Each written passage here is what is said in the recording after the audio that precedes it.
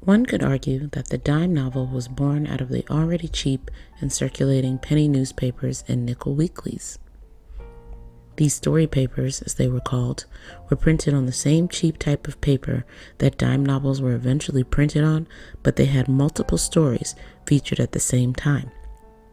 The subject matter was like dime novels as well, with sensationalized tales of the Wild West, dramatic romances, soldiers at war, and sailors at sea.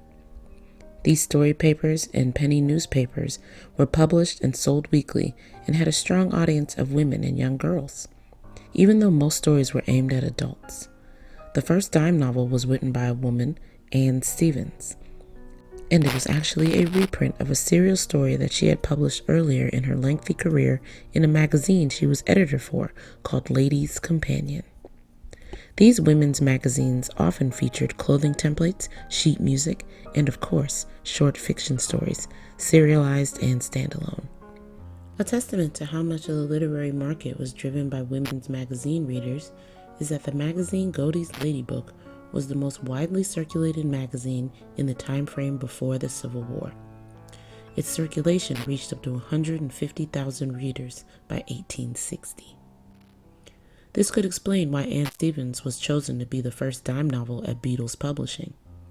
A career in editing magazines and writing fictions that spanned over 20 years gave Anne a sort of popularity and validity in the world of serialized literature. It could also explain why that first dime novel, Maleska, was the best-selling dime novel of its time. This novel was about a young indigenous woman who loved a white man. As tensions between their two ethnic groups arise, she is caught in the middle between the love for her culture and personal identity and the love for her lover despite the harrowing truths of their reality. Keep in mind that this is pre-Civil War, pre-forced relocation of many indigenous peoples to white settler-reserved plots of land. This is when indigenous people were still living on their ancestral lands and defending them against the ever-encroaching immigrant settler population. These kinds of stories were relevant to their time, making them popular with the readers. As the concept of dime novels did so well at Beatles, in came competition. Competition for audiences and the money that was generated along with them. Other publishing houses quickly adopted the flashy marketing techniques of Beatles' dime novels and began to publish their own.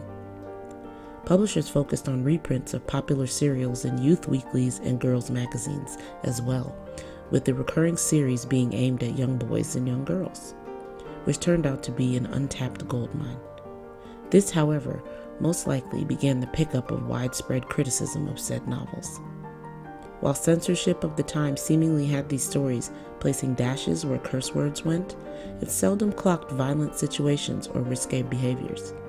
So what was once praised for its accessibility was now being portrayed as too accessible to impressionable audiences. Even though dime novels and 5-cent weeklies topics had a wide range of subject matters, the most infamous seems to be the recurring detective stories and the romance stories, with a young woman or young maiden getting involved in outlandish situations and ultimately being led to her moralistic demise.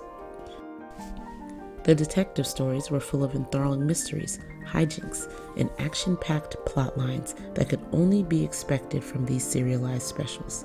They were all magnetic. They had to be, in order to draw audiences back week after week, month after month. And even though dime novels were crushing expectations in literary circles in terms of sales, they were met with a wide array of critique, including scorching opinions of their effect on young girls' morals. Morals, once again, seem to be the foothold of most arguments against cheaply priced and constantly circulated materials in general. The idea of moralistic value and literary integrity put dime novels on the chopping block of scrutiny.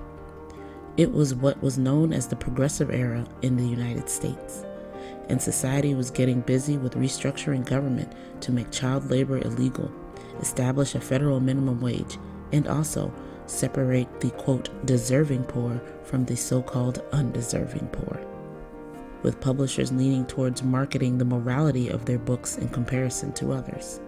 Publishers began to sell books stating there was no jazz, no sex, and that the publishers were wise and intelligent.